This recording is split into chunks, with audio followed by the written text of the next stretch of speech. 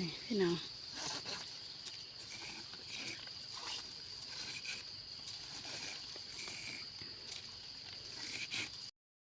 สุขสบายดีเนาะ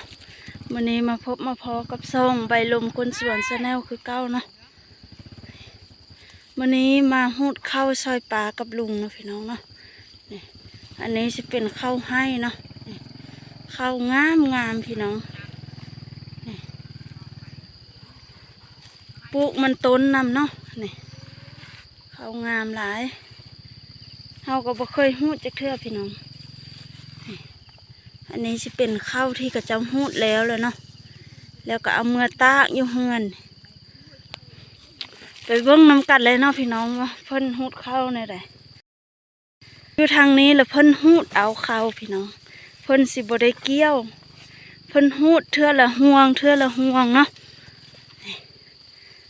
อันนี้สิเป็นเพิ่นสิเป็นชนเผ่าตีเนาะชนเผ่าเพิ่นละบ่เกี่ยวเนาะข้าวเนาะ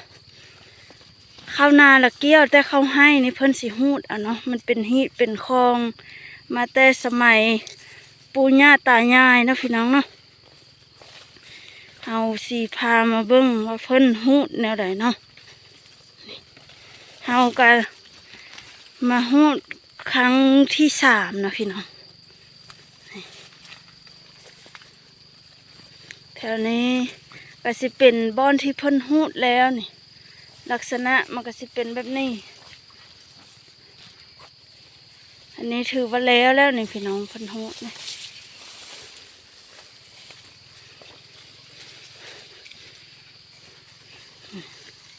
หูดใส่กระหยังแบบนี้เนาะเต็มกระหยังแล้วก็ทอกใส่เป่า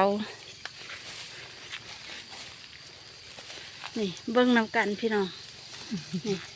หูดบ่ได้ใส่ถุงมือเลยกระเจ้าค่อยละใส่ค่อยเจ็บมือกระเจ้าเคยหูดแล้วกระเจ้าบ่เจ็บพี่น้องนี่หูดแบบนี้เลย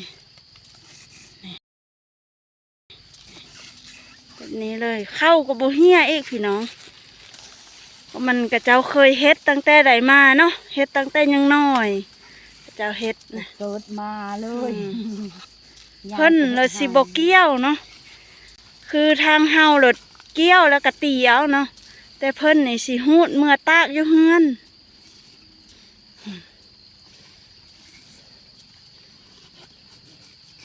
เพิ่นบ่ได้เจ็บเลยมือพี่น้องเจ็บเต้มือเข้าก็งาม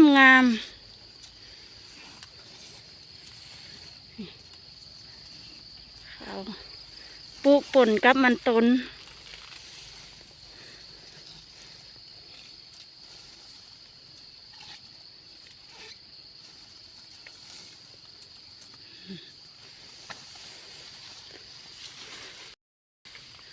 หูดคนละเจาะคนละแจเลยพี่น้องเบิ่งละหูดก่อนบ่งเขาหูก้อน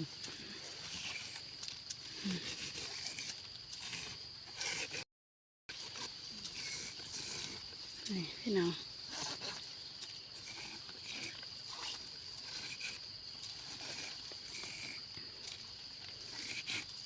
หูดเข้าอยู่เมืองเซโปนเนาะพี่น้อง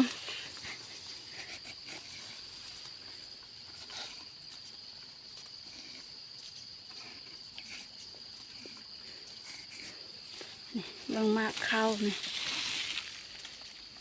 มาเข้างามเอาลงมดมันตด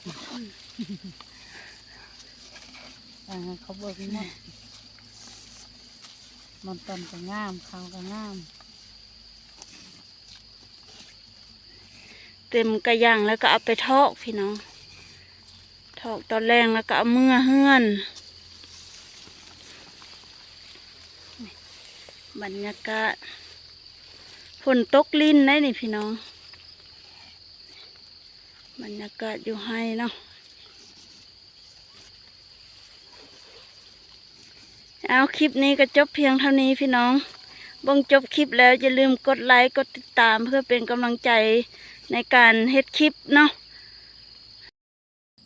อันนี้กับสิเป็น ข้าวที่เฮาหูดเนาะ